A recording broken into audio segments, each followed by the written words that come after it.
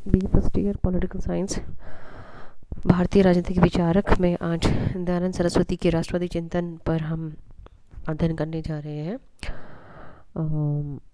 दयानंद सरस्वती जी का जो बेसिक था वो उन्होंने हमेशा प्रेरित किया कि अपने वेदों की तरफ आप वापस लौट करके जाइए और भारतीय जनमानस में भारतीयता के प्रति गौरव के भाव को संचार किया। उन्होंने कहा कि सामाजिक जीवन में जो भी कुरीतियाँ हैं, अंधविश्वास है, विघटनकारी प्रवृत्तियाँ हैं, उन सबको दूर करके हम सब एक एकता के सूत्र में बंधे, तभी जाकर के भारत का विकास होगा।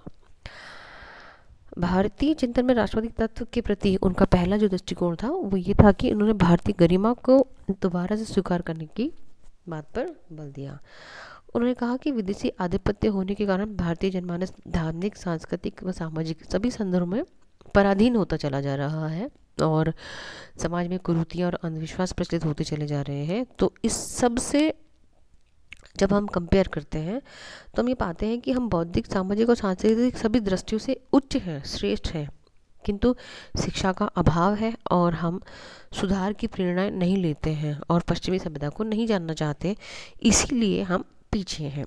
वैदिक ज्ञान और वैदिक मूल्यों की सर्वोच्चता और उत्कृष्टता को स्वीकार करते हुए उन्होंने ये कहा कि आप पुरानी जो आपकी सांस्कृतिक विरासत है उसको स्वीकार कीजिए, उस पर अभिमान करना सीखिए और वेदों के में प्रतिपादित जीवन मूल्य और आचरण के नियमों को स्वीकार करिए, उनकी उपेक्षा ना करिए। आप चारित्रिक पतन के मार्ग पर जा रहे हैं, जबकि ऐसा नहीं होना चाहिए। ईसाई मिशनरी भारत में ईसाईयत का प्रचार कर रहे थे और हिंदू धर्म की कमजोरियों को उजागर करके वे हिंदू धर्म की तुलना में ईसाईयत को श्रेष्ठ बना रहे थे।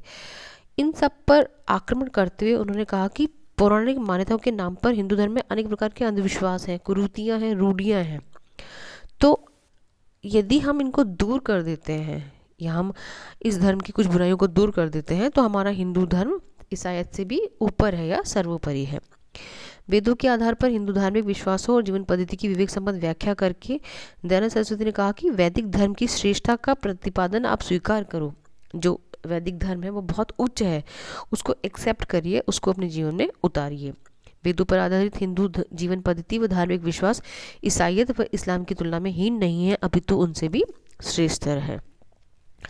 दयानंद जी ने यह अनुभव किया कि भारतीय समाज को जागरूक और संगठित बनाकर ही भारतीय समुदाय की खोई हुई प्रतिष्ठा को दोबारा से हम प्राप्त कर सकते हैं, सुनिश्चित कर सकते हैं। तो उन्होंने इस बात के लिए कहा कि आप अपने पुरानी जो फूट है, पुराना जो अज्ञान है, आपका जो चारित्रिक पतन है और जो सामाजिक कुरीतियाँ हैं उनको छोड़ दीजिए, उनसे आगे बढ़िए।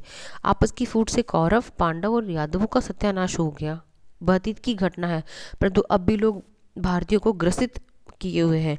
जाने कभी भारत इस भयंकर राक्षस से मुक्त हो पाएगा या नहीं, वो इस बात की चिंता किया करते थे। उन्होंने कहा कि दुष्ट के कुमार्ग पर अभी आर्य लोग चल रहे हैं और हमारे दुखों में वृद्धि कर रहे हैं। परमेश्वर हम पर कृपा करे और राजयोग हम आर्य से नष्ट हो जाए। उन्होंने कहा कि भारतीय समाज में फैले अंधविश्वास और कुरीति हैं, जैसे अस्पृश्यता, विधवा विवाह, बाल विवाह, स्त्रियों की शिक्षा और उनकी स्वतंत्रता का निषेध, विदेश यात्रा आदि जो फैली हुई है, इनका निवारण करके ही हमारा समाज आगे बढ़ सकता है और स्त्रियों व शूद्रों के प्रति हमारी जो सोच है वो बदलनी होगी। उनको शिक्षा और आत्मोन्नति के अवसर दिए जाएंगे, तभी भारत का उत्थान संभव होगा। उनका मानना था कि विदेशी शासन के अधीन भारतीय जनता को अनेक प्रकार के कष्ट सहने पड़े हैं। उनके अनुसार विदेशियों ने भारतीयों पर राजनीतिक आधिपत्य स्थापित ही नहीं किया, अपितु उनकी सांस्कृतिक दास्ता को भी उन्होंने जकड़ लिया है। उनका मानना था कि ब्रिटिश संपर्क जो है वो भारत के लिए वरदान है। यदि हम विदेशी शासकों का, उनकी भाषा का, उनकी शिक्षा प्रणाली का, उनकी जीवन पद्धति का हम पॉजिटिव देखते हैं, अच्छापन देखते हैं या अच्छा ही देखते हैं, तो हमें उसका लाभ भविष्य में दिखाई जरूर देता है, भविष्य में ऐसा ज़रूर होगा। जब हम विदेशी शासन मतांतर के ऊपर उठ जाएंगे तो हम देखते हैं कि एक कल्याणकारी व न्यायशील राज्य की स्थापना करने में विदेशी भाषा या विदेशी शासन हेल्प करेगा। उनका ये मानना था कि हम पश्चिमी सभ्यता का अंधानुकरण नहीं करें। उनका मानना था कि हम स्वदेशी मूल्यों, स्वदेशी शिक्षा पद्धति और स्वदेशी वस्तुओं को जोड़ करके विदेशी वस्तुओं के पीछे भागने से हमारी मानसिकता हीन होती जा रही है, जबकि हम ऐसे नहीं होने चाहिए। उनका मानना था कि व्यक्ति को स्वयं के मूल्य, स्वयं की सभ्यता और वस्तुओं के प्रति सम्मान का भाव रखना चाहिए। स्वयं को हानिप्रद या मिथ्या बातों पर नहीं उसको विश्वास करना चाहिए, जबकि दूसरों के प्रति जो निंदा का भाव है वो भी उसके मन में नहीं होना चाहिए। उन्होंने कहा कि वैदिक जीवन मूल्य व आचरण की प्रणाली विदेशी मत मूल्यों व सभ्यता की अपेक्षा अधिक श्रेष्ठकर व सत्यनिष्ठ है। पक्षपातपूर्ण व पूर्वाग्रहपूर्ण जो आपका दृष्टिकोण है उससे ऊपर उठ करके आप भारतीय समाज में प्रचलित आडंबरों का विरोध अगर नहीं करते हैं तो भारत का विकास नहीं हो सकता। जबकि आप स्वदेशी को अपनाते जाइए और विदेशी के प्रति भी स्वदेशी मतलब मन में एक अच्छा भाव रखिए, तो आप उन धार्मिक बातों का परित्याग कर देंगे और मानव धर्म से असंगत हो जाएंगे। मानव धर्म से असंगत हो जाएंगे तो मतलब कहने का मतलब ये है कि आप उस चीज़ को स्वीकार कीजिए जिसमें आपका स्वदेशीपन भी हो और विदेशी अच्छाइयाँ भी शामिल हो। उन्होंने इस बात को भी स्वीकार किया कि भारतीय समाज जो दो वर्गों में बिटा हुआ है, स्त्री और अस्पृश्य आपने अलग कर रखे हैं, तो उन दोनों को आपने सामाजिक जीवन की मुख्यधारा से अलग थलग कर दिया है, जबकि उससे स्त्रियों व दलित वर्ग दोनों का जो विकास होना चाहिए वो विकास नहीं हो पा रहा है, वो आत्मोन्नति के अवसरों से दूर होते चले जा रहे हैं।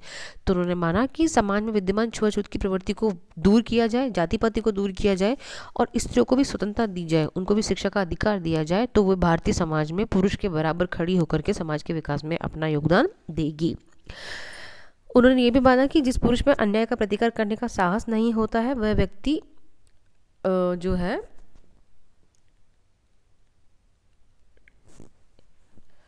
पुरुष कहलाने के लायक नहीं होता है। अब हम डिस्कस करते हैं उनका सामाजिक आधार। सामाजिक दर्शन में उन्होंने माना है कि मनुष्य को अपने यमों व नियमों का पालन करना चाहिए और सबसे बड़ी बात है अहिंसा, सत्य, निष्ठा, अस्तेय, इंद्रिय ग्रहण, संयम और अपरिग्रह सभी को स्वीकार करते हुए अपना जीवन यापन करना चाहिए। न्याय के प्रति उन्होंने कहा कि अन्याय और अत्याचार का विरोध किया जाए, निर्भुकतापूर्ण संघर्ष किया जाए और अन्याय के विरुद्ध उनकी जो प्रवृत्ति है वो हमेशा बनी रहे। उन्होंने सभी प्रकार की सामाजिक कुरीतियों, सभी प्रकार के अंधविश्वासों का विरोध किया। उन्होंने बाल विवाह का विरोध किया, बेमेल विवाह का विरोध किया। उन्होंने कहा कि यदि एक युवती और युवक अपनी इच्छा से जीवन साथी का चयन करता है तो उसमें उनका हमें साथ देना चाहिए, ना कि उनकी बुराई करनी चाहिए। उन्होंने कहा कि स्त्रियों को शिक्षा दी जाए, स्त्रियों को उनकी गरिमा की गारंटी दी जाए, मतलब स्त्रियों के अधिकार उनके सामाजिक संदर्भों में उनकी स्वतंत्रता का समर्थन किया जाए। बहुविवाह प्रथा का उन्होंने विरोध किया। उन्होंने कहा कि एक पत्नी के जीवित होते हुए यदि पुरुष दूसरा विवाह करता है तो वो गलत है। उन्होंने ये भी कहा कि यदि पुरुष किसी आवश्यक कार्य से लंबे समय के लिए प्रवास के लिए जाता है तो उसे अपनी पत्नी को साथ ले जाना चाहिए। उन्होंने सती प्रथा का विरोध किया। उन्होंने विधवा विवाह का पक्ष लिया। उन्होंने कहा कि आयु के अनुरूप सृष्टि क्रमानुसार पुरुष और स्त्री के स्वाभाविक व्यवहार को प्रतिबंधित किया जाना व्यवहारिक नहीं है। विधवा स्त्रियों, विधुर पुरुषों के पुनर्विवाह पर सामाजिक मान्यताओं व राजकीय विधि के द्वारा प्रतिबंध लगाए जाने से समाज में व्यभिचार का प्रचलन होगा। इसीलिए उन्होंने कहा कि विधवाओं का भी पुनर्विवाह किया जाए, उनकी भी शादी हो। निसंतान अथवा विधवा स्त्रियों व निसंतान विधुर पुरुषों को संतानोत्पत्ति के लिए पुनर्विवाह का विकल्प है तो वो ऐसा कर सकते हैं। वर्ण व्यवस्था के प्रति उनका मानना था कि मनुष्यों के कर्मों के विभाजन की इस व्यवस्था से मनुष्य मात्र की मूलभूत समानता का निषेध नहीं होता है। उन्होंने कहा कि हर मनुष्य जो है वो किसी न किसी वर्ण का सदस्य होता है और ये एक सहज समानता है, तो इस सहज समानता से किसी का भी पतन नहीं हो सकता।